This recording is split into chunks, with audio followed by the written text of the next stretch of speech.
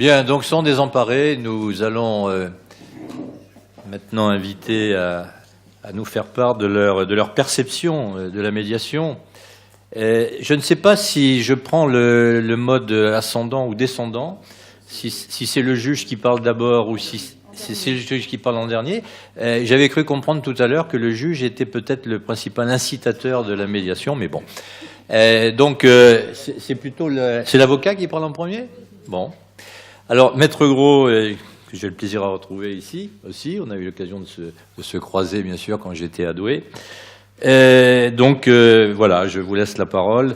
Je suis désolé de vous rappeler qu'on a un quart d'heure chacun, peut-être, hein, de manière à ce que l'on puisse quand même avoir un échange avec la salle.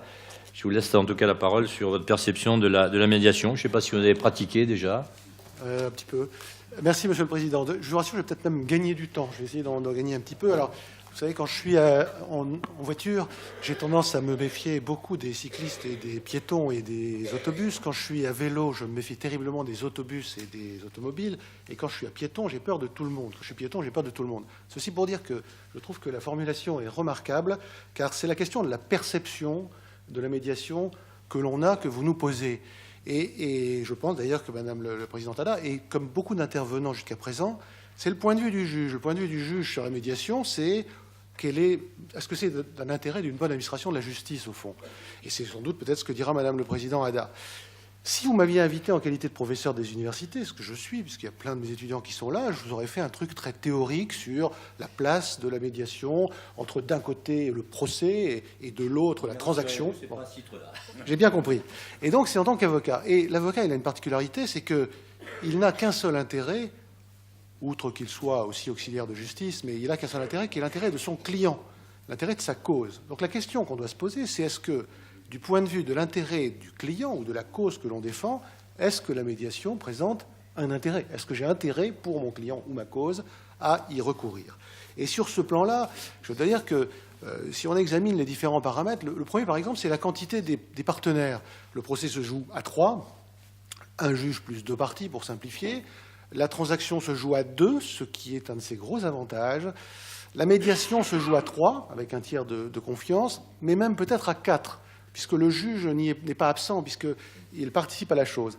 Première question que peut se poser l'avocat, est-ce que c'est bien d'être plus nombreux alors que c'est déjà dur de s'entendre à 2? C'est une première interrogation qu'on peut avoir, même si parfois c'est intéressant de rajouter des partenaires au débat. Le deuxième point qui a été peu évoqué jusque-là, c'est celui du temps. Le procès, c'est très très long, c'est beaucoup trop long. La transaction, c'est très rapide, c'est son gros point de vue. Est-ce que la médiation sera assez rapide? Le texte ne nous le dit pas, le texte ne nous dit rien, peut-être le décret le précisera-t-il.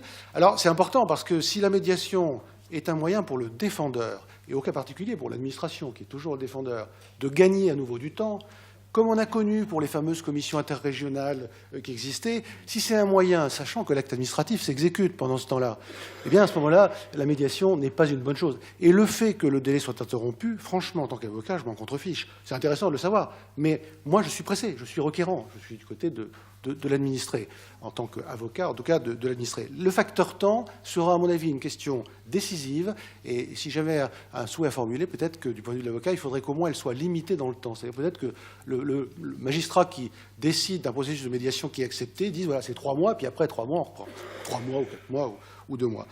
Le troisième paramètre, c'est celui de la confidentialité. Alors, bien sûr, le procès, il est tout sauf confidentiel, c'est sans doute son défaut, quoique dans certaines affaires, je pense à l'affaire très médiatique, la médiatisation peut être un atout pour les acteurs du procès.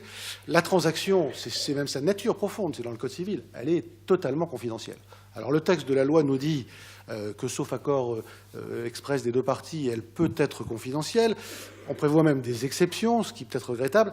C'est vrai que, est-ce que c'est une vraie confidentialité du point de vue de l'avocat? D'abord parce que le juge, quand il est à l'initiative, sait qu'il y a une médiation. Est-ce que c'est quelque chose qu'on souhaite? C'est pas sûr. Ensuite, le médiateur, même si on a confiance, c'est encore une personne. Alors, est-ce que cette confidentialité dans la médiation est aussi formidable que dans la transaction?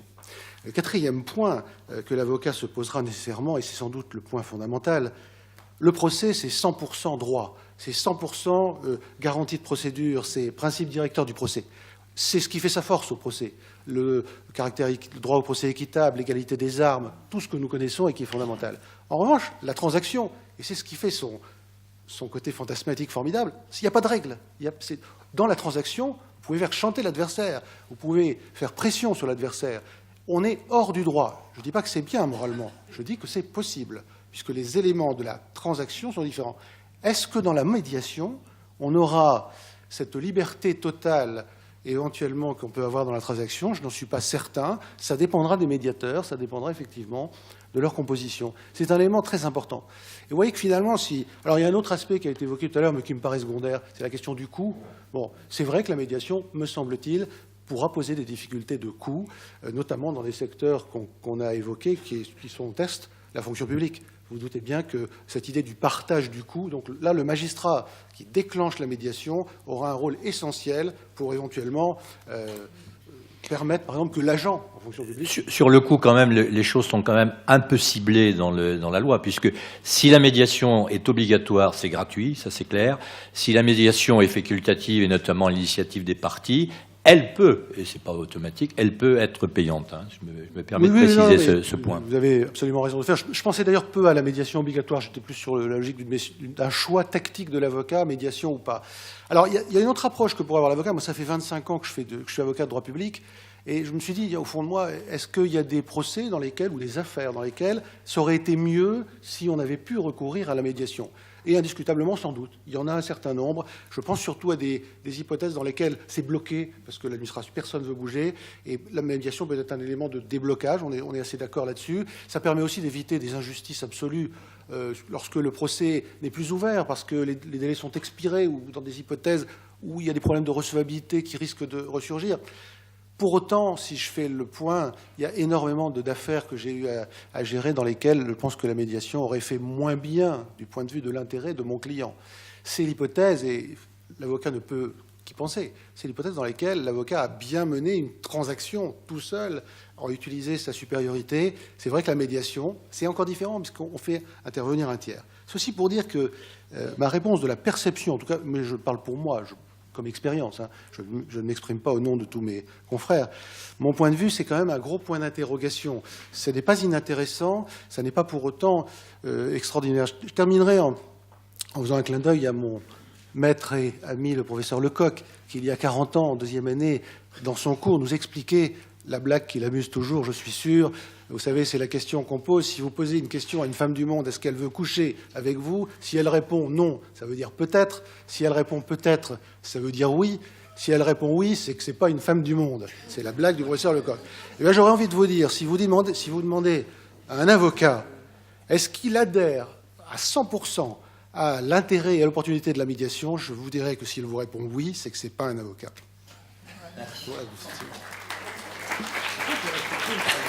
Bravo, vous avez respecté le temps. Et alors, j'ajoute que dans notre panoplie, on avait un chameau, on avait une orange et on a une femme du monde, c'est ça?